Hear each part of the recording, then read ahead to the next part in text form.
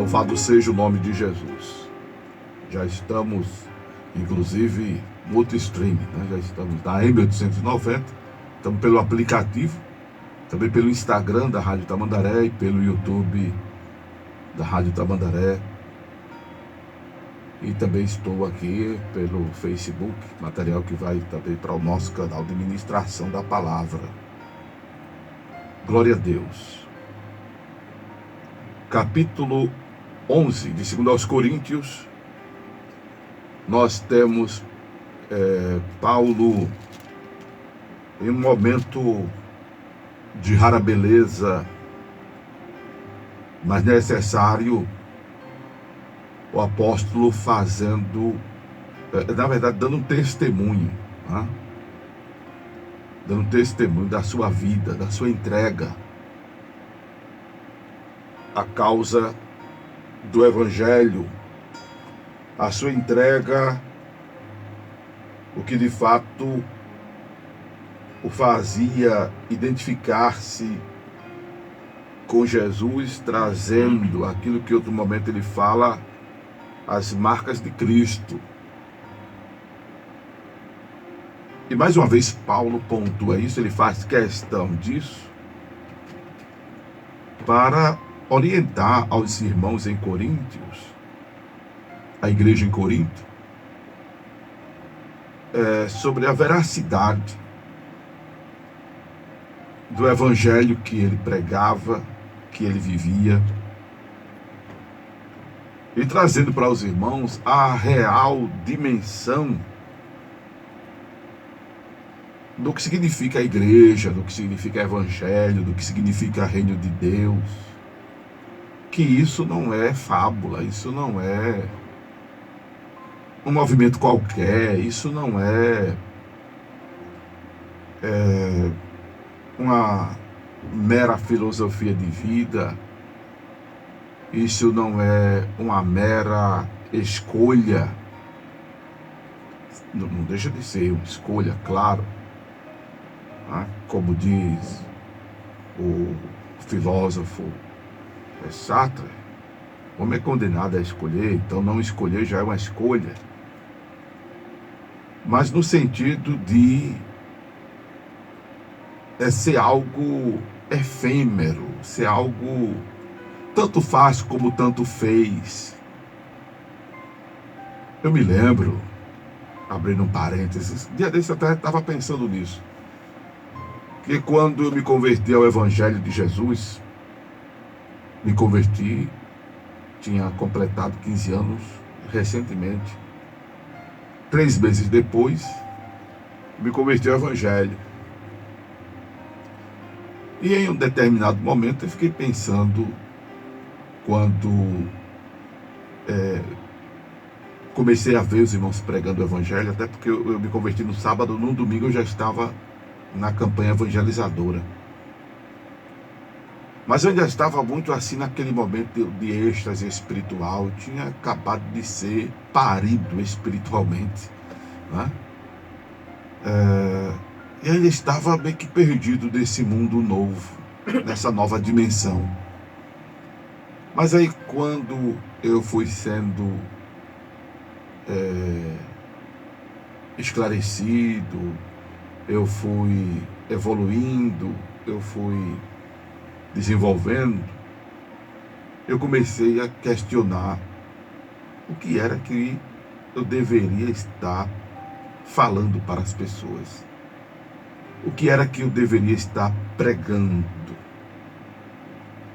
Apesar de ver os irmãos com a Bíblia na mão, mas tinha momentos, eu confesso a vocês, como novo convertido, não entendia muita coisa. Não entendia muita coisa. E aí eu comecei a ter um desejo muito grande de ler a Bíblia. E aí o Senhor foi me abrindo o entendimento. Porque eu pensava exatamente isso. Como eu tinha me convertido recentemente, o que eu tinha de muito conhecimento era de fábula, era do Saci Pererê, era da mula sem cabeça, era da perna, de umas lendas que tem, né? Da perna cabeluda. Obrigado, Sérgio. Era muita coisa assim, né? Eu era de assistir o Sítio do Pica-Pau Amarelo, não é?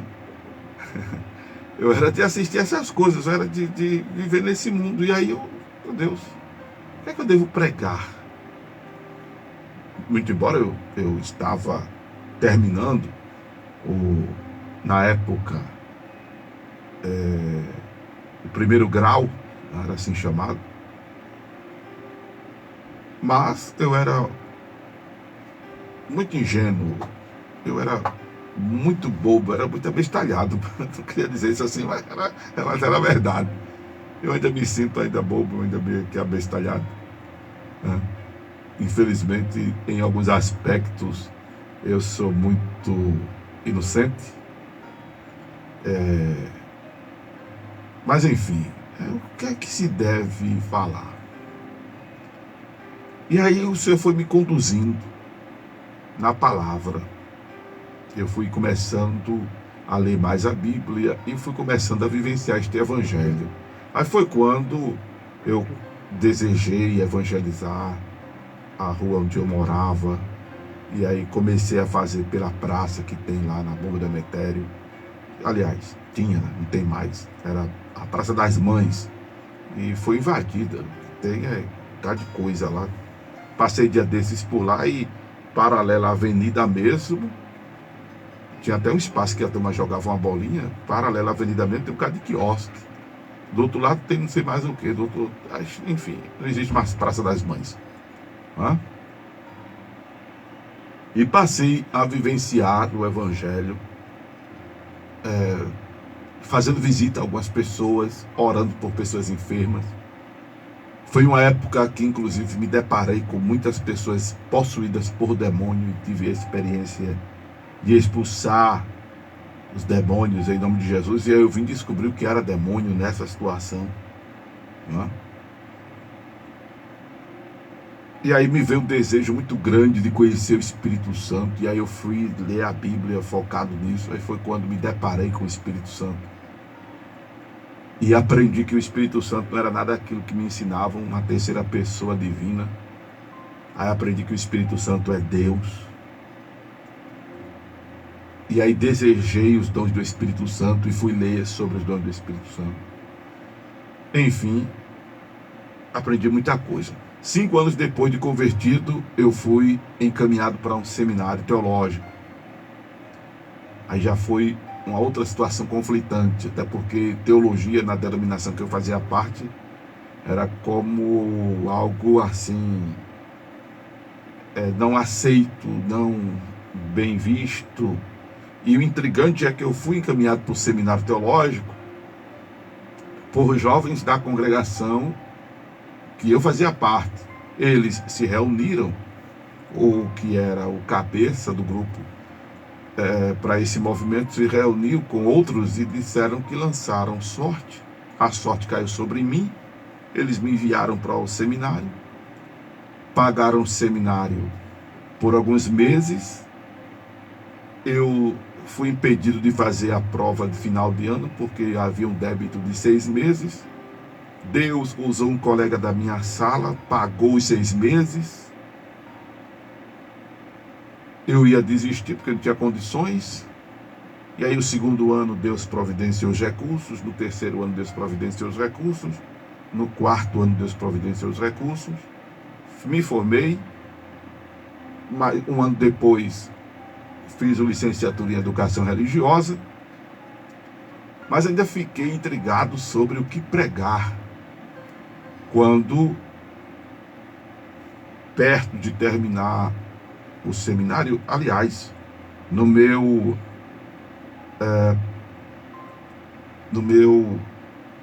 eu penso que foi do segundo para o terceiro ano no seminário, eu fui convidado pelo irmão que já dorme no Senhor, pastor Itamar Souza, e fui convidado por ele para ir trabalhar com o doutor Elci Pereira da igreja presbiteriana em Maceió. E fui. Mas ainda fui bem que perdido, confesso a vocês. Novo convertido. Eu tinha menos de 10 anos de convertido. É pouco tempo para assumir uma responsabilidade. Mas eu fui visto como uma pessoa de uma certa maturidade pelo pastor Itamar, que até pensou que eu era mais velho, até pensava que na época eu era casado e era solteiro, e me indicou para o pastor Elci Pereira, e eu fui encarar essa responsabilidade. E foi a minha primeira saída do estado para uma denominação totalmente diferente, porque eu assembleiano, pentecostal, fui trabalhar com uma igreja tradicional, que eu não conhecia muito, a igreja presbiteriana independente, por sinal, uma boa igreja, e não foi porque pagou meu seminário por 2 anos, não, é porque é uma boa igreja, e eu tenho boas, excelentes lembranças dos irmãos, tanto em Maceió, como os irmãos aqui da Estrada do Arraial, para quem eu mando um abraço. Essa turma toda de Deus aí. Não é? Louvado seja o nome de Jesus. E acontece que eu fiquei pensando, o que é que eu vou falar? Bem, eu vou falar o que a Bíblia diz. E comecei a ler mais do que nunca a palavra, e fui guiado pelo Espírito Santo a pontuar princípios, verdades e valores bíblicos. E foi uma bênção, e tem sido uma bênção para a minha vida. Só que aí eu fico pensando nos pregadores de hoje. Não são esses pregadores famosos, conhecidos, não. Porque eu vejo que a turma tem uma noção. Eu penso no que está fazendo. Eu me preocupo muito com você, colega pastor, que está me ouvindo de uma igreja pequena, de bairro, de subúrbio, de viela, de beco, de favela, não é? Ou de um espaço suburbano. Não é? Eu fico preocupado. Dia desses eu visitei, faz tempo, eu estava visitando uma igreja e lá tinha uma colega, e eu percebia que ela estava nessa confusão mental que eu vivi no começo da minha fé, há aproximadamente 40 anos atrás. E percebi que ela estava pregando muita coisa da cabeça dela, inclusive com as cerimônias, com as práticas que você não vê na Bíblia, mas ela entendia que era Deus que tinha revelado a ela. E ela estava fazendo. Eu, modéstia à parte, com pouco conhecimento que tenho da Escritura, procurei orientá-la. Em outro momento também, me lembro agora, conheci uma irmã que, por sinal, passou um tempo congregando conosco e depois desapareceu, e quando apareceu, ela já era pastora, e na igreja dela ela estava semelhante a essa outra colega que recentemente eu visitei, e vi que ela estava também fazendo coisas que não tinha fundamento bíblico, não tem fundamento bíblico. E aí eu, com a liberdade que tem, conversei com ela e orientei ela a corrigir algumas práticas, algumas cerimônias. Ela fizesse uma revisão daquilo que ela estava fazendo. Aí, a princípio, ela disse a mim: pastor Amaro, tem coisas que não estão na Bíblia. Tem coisas de Deus que não estão na Bíblia. Aí eu disse a ela: minha querida, eu particularmente não acredito nisso. Isso é um perigo muito grande. Porque o que está na Bíblia é o que é para fazermos. O que está na Bíblia é o suficiente. Se não está na Bíblia, é porque não tem como a gente estar inventando, a gente está criando. A gente tem que ir pela palavra. Aí citei: quem crê em mim, como diz a Escritura, citei: a tua palavra é a verdade, citei: se outro evangelho. Isso aí mostrando vários textos da Bíblia. Mostrei que se acrescentarmos alguma coisa é um risco, se tirarmos é um risco. Até que ela parece declinou seu espírito sobre isso, depois da nossa conversa, e mandou uma mensagem para mim, dizendo: Pastor Amaro, me perdoa,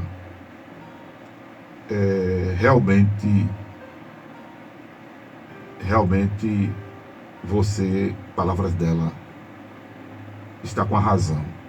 Eu vou rever essas práticas. Eu fiquei feliz com aquilo. Fiquei feliz. Na hora eu percebi que ela ficou chateada comigo, né?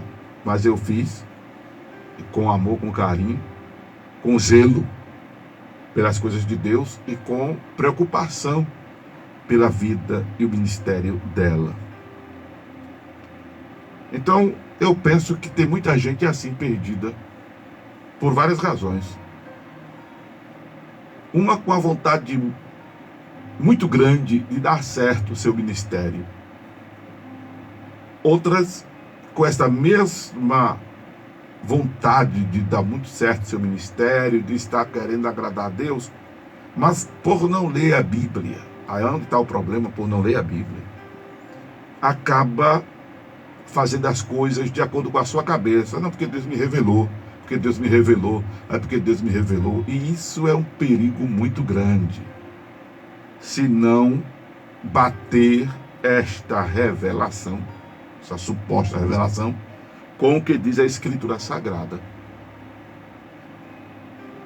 Por que o pastor Amaro está falando isso? Porque essa era a problemática, amados irmãos, que Paulo estava tratando em Coríntios.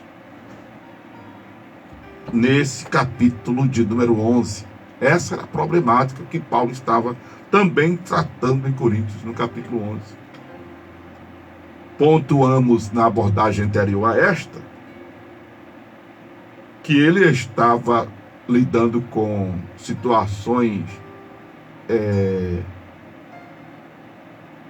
mercantilista, capitalista, de muitos obreiros, que ele classifica como falsos obreiros, que ele até os chama de Satanás, transfigurados em anjos de luz, que ele chama de obreiros fraudulentos, que ele chama de falsos profetas, e que aqui neste capítulo ainda ele chama de devoradores. Ele os chama de devoradores porque eram obreiros que exigiam dinheiro da igreja. Eram mercenários porque pregavam visando lucro, coisa que ele disse, inclusive, evitou até comungar e compartilhar com a igreja em Corinto das suas necessidades, exatamente para não ser comparado com os tais, porque ele tinha despojado de uma igreja que ele recebia salário, versículo 8 do capítulo 11, passava por necessidade entre os crentes em Corinto, mas não comunicou nada a eles para não lhes ser pesado, porque já havia quem os sugava. E aí, para não ser classificado como mais um, a igreja da Macedônia era quem supria as suas necessidades, porque ele se guardou de ser pesado. E aí ele disse: ainda me guardarei de ser pesado para vós,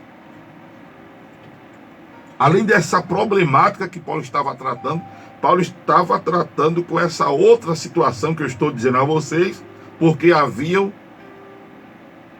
as pessoas que pregavam fábulas, pregavam filosofias humanas, pregavam coisas de suas cabeças, e aí era mais fácil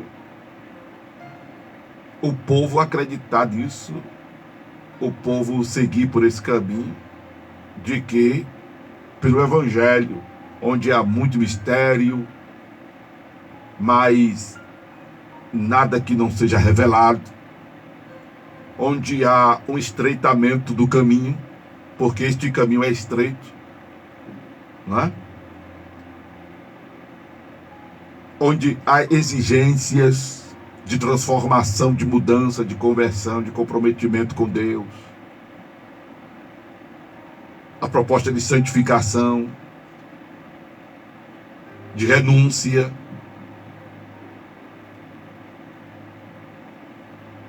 E uma problemática que eu estou observando aqui também nesse capítulo 11 de 2 aos Coríntios, é uma coisa de uma leitura que eu fiz recentemente de um grupo de pessoas.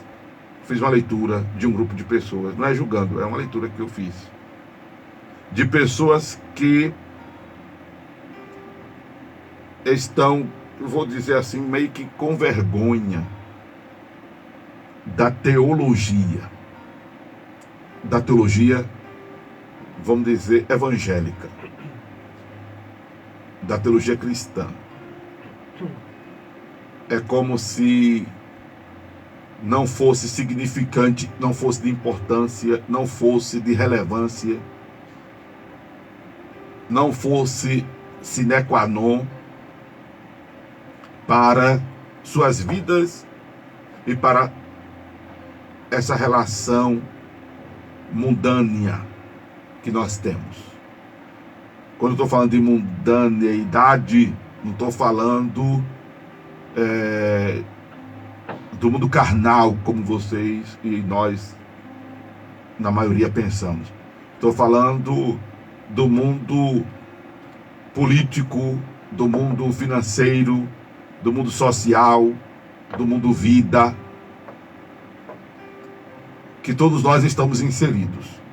É como se a Bíblia fosse colocada de lado por algumas pessoas e que estão preferindo, porque parece que agora descobriram uma coisa chamada estudo, e aí estão se graduando, estão se mestrando, estão se doutorando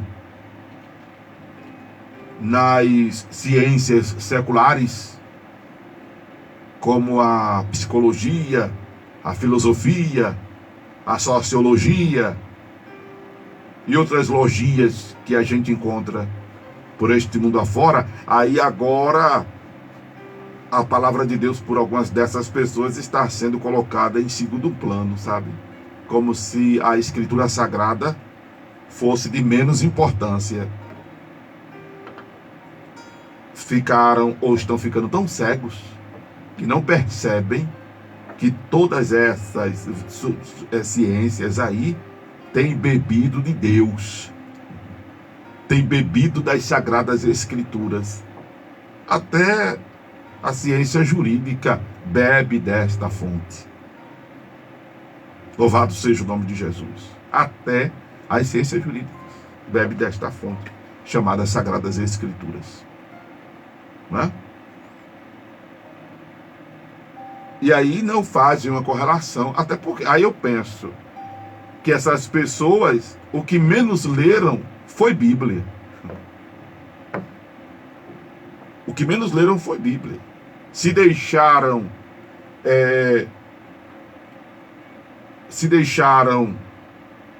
preencher pelo que aprenderam de repente em algum seminário teológico por aí, em algum seminário evangélico, não é? E que eu já disse em outros momentos e volto a dizer, o que menos ensinam é Bíblia.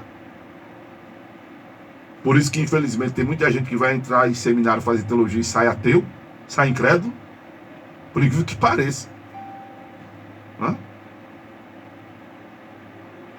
Só para vocês terem ideia do que eu estou dizendo.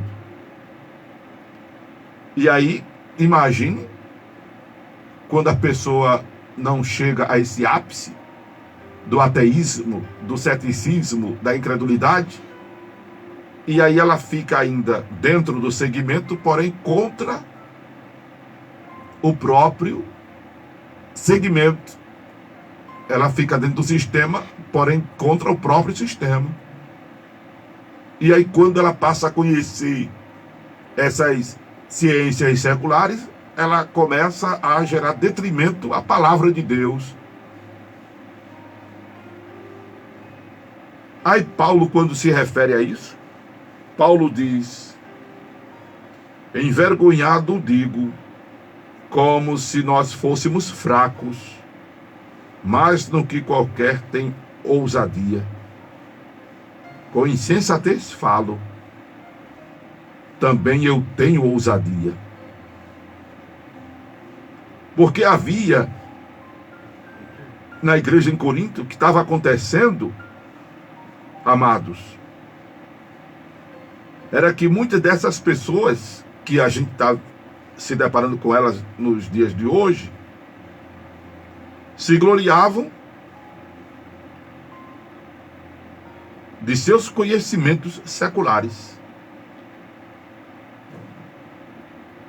E aí quando Paulo chega com o evangelho, Paulo está sendo insensato, Paulo está sendo louco. É essa desvalorização, por exemplo, que estão dando ao ser pastor, é essa desvalorização que estão dando aos pregadores do evangelho, é essa desvalorização que estão dando à palavra de Deus nos dias de hoje, que estava ocorrendo nessa época aqui. Aí Paulo diz: ah, é? Porque essa turma se apresentava à igreja de Corinto como autoridade, e os irmãos em Corinto estavam abraçando aquilo, e Paulo disse: epa, calma, pessoal, cuidado, não é por aí não. Cuidado, não é por aí não. Porque se eles são hebreus, eu também sou. Se são elitas, também sou. Se são descendentes de Abraão, também sou. Se são ministros de Cristo, falo como fora de mim. Eu ainda mais.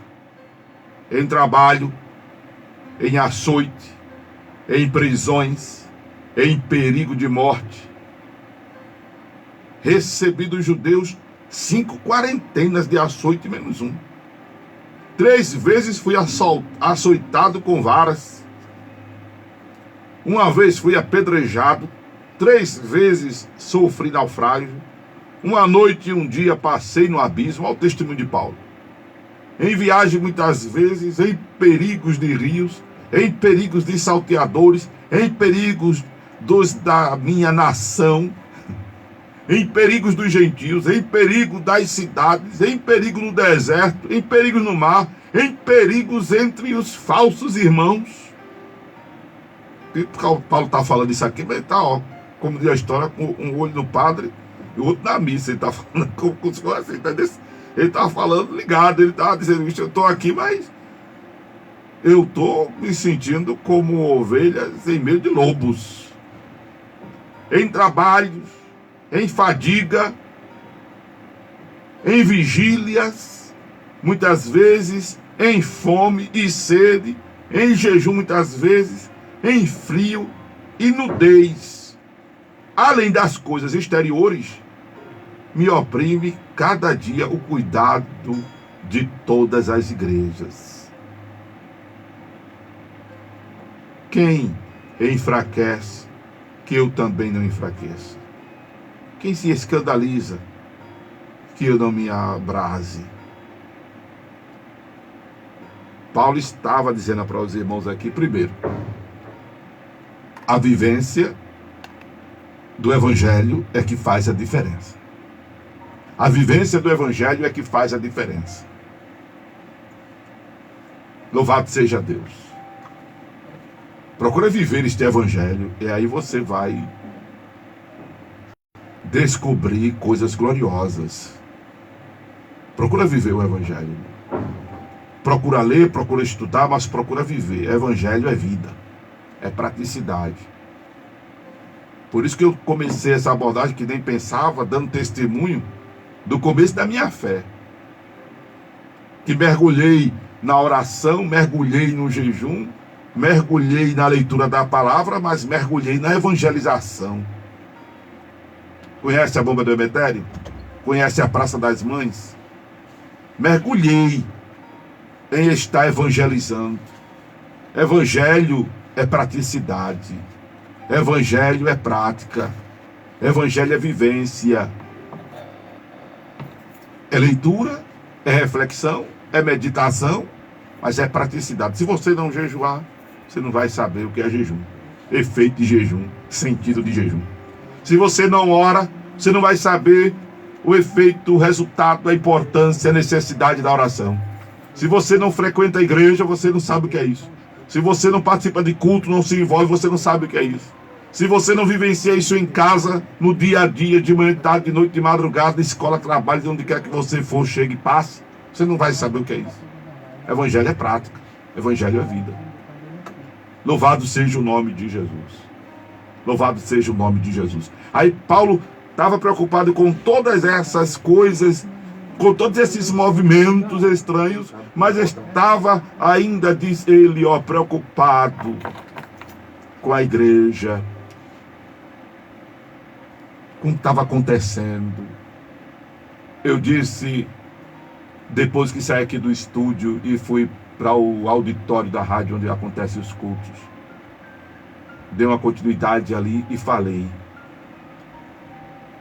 que Paulo se sentia responsável pelo bom andamento da obra de Deus. E essa responsabilidade é de todos nós. Pastor Amaro, eu queria uma palavra de vitória, de bênção, porque o momento que eu estou passando é difícil. Mas eu quero dizer a você que se você voltar suas atenções para o reino, você vai se anestesiar com relação a essa problemática da sua vida, do seu dia a dia. Procura se importar com as coisas de Deus. Aleluia. Procura se importar com as coisas de Deus, que tu vais ficar firme sobre a rocha. Eu espero que o Espírito Santo esteja já falando ao seu coração nessa manhã, nessa tarde, nessa noite. Eu estou falando assim porque essa mensagem vai ser escutada por pessoas em outros momentos. Ocupa a tua mente nas coisas de Deus. Tu vais ver que essa tua preocupação aí, ela é fichinha para o que tu deves de fato te preocupar. E quando fizerdes isto, quando te ocupardes nas coisas de Deus, vais perceber Deus ocupado com as tuas coisas. Essa palavra eu já recebi, estou recebendo agora para entregar a vocês. Oh, aleluia. Mas eu estou recebendo ela de Deus para mim nessa manhã. Obrigado, Jesus. O Senhor está dizendo para mim, Amaro, volta a te preocupar com a minha obra. Aleluia. Volta a te preocupar com a minha obra, Amaro. Deus está falando isso comigo agora aqui. E é esse princípio que eu sempre preguei, e tem hora que a gente esquece. A gente esquece. E eu quero dizer a você, se preocupa com a obra de Deus. E Deus cuidará da tua vida. Te preocupa com a obra de Deus. E Deus resolverá as questões conflitantes da tua vida.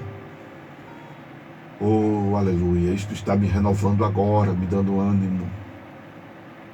Porque Deus sabe de tudo, como vocês dizem, como me pede em oração.